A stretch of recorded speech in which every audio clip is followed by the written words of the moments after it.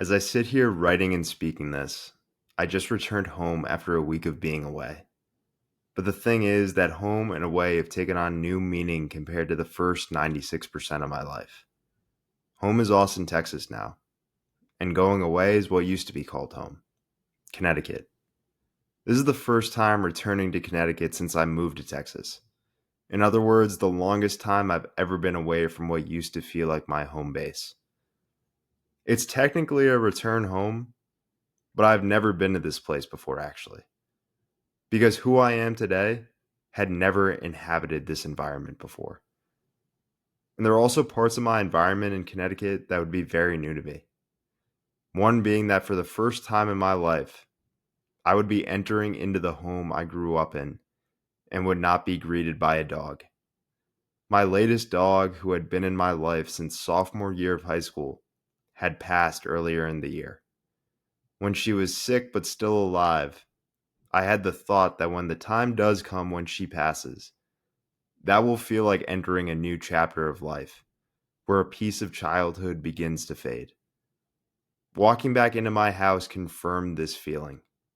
It didn't feel like sadness, but just a validation of what I thought would be the case.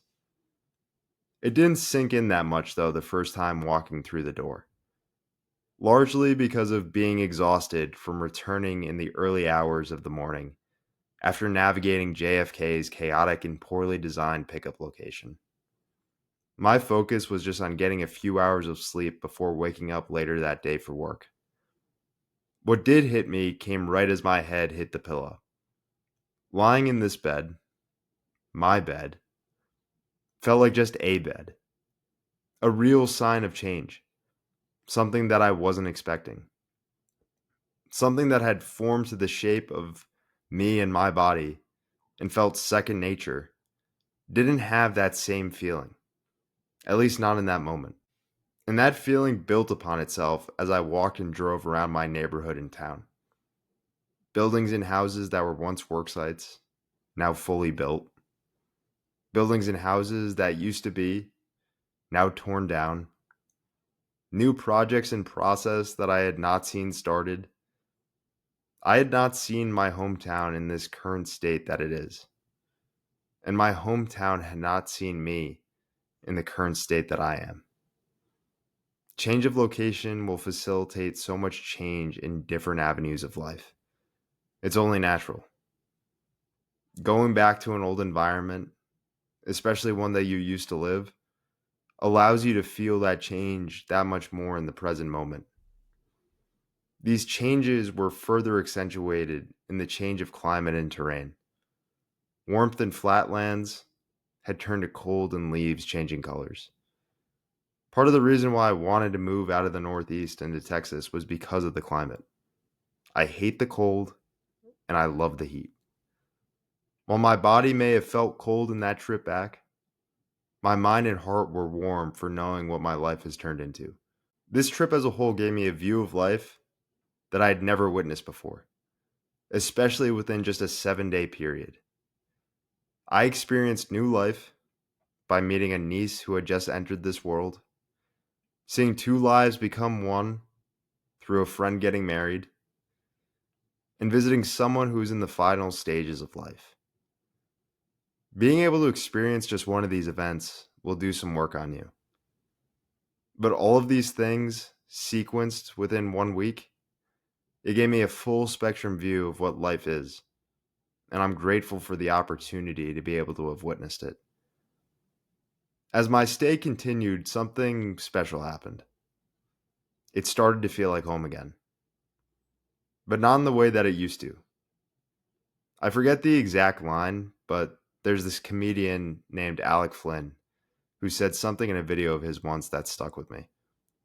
It was something to the effect of the reward for leaving home and going out there is being able to go back, but still being who you've become. Everything was the same, but it wasn't. Change is an equation with multiple variables, and when you change one variable, the whole equation changes. I'm a big believer that if you want to create change within your life, Moving your environment is the best way to do that. And the bigger that move, the larger that change in yourself can transpire. By no means am I saying that this is easy. It is hard. It is really hard.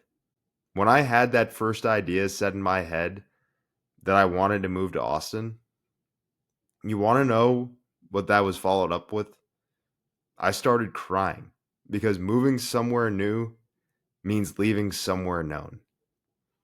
The last couple of weeks before officially moving, I was also a mess. But what I kept falling back on and what I kept telling myself was, you know, this is what you're supposed to do. And that was the truth. You will be met with resistance to some of the best things that will come into your life. The resistance that feels like it's pushing against you, though, becomes the force that pushes you forward. And I don't think I fully felt that shift until the full circle moment of leaving Connecticut and coming back to Texas, coming back home. It's crazy, but almost to the exact day that I came back to Texas was the same day I came to Texas for the first time the previous year.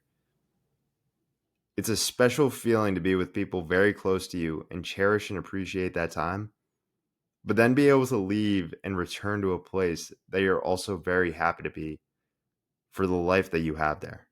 How long will I live in Texas? I don't know.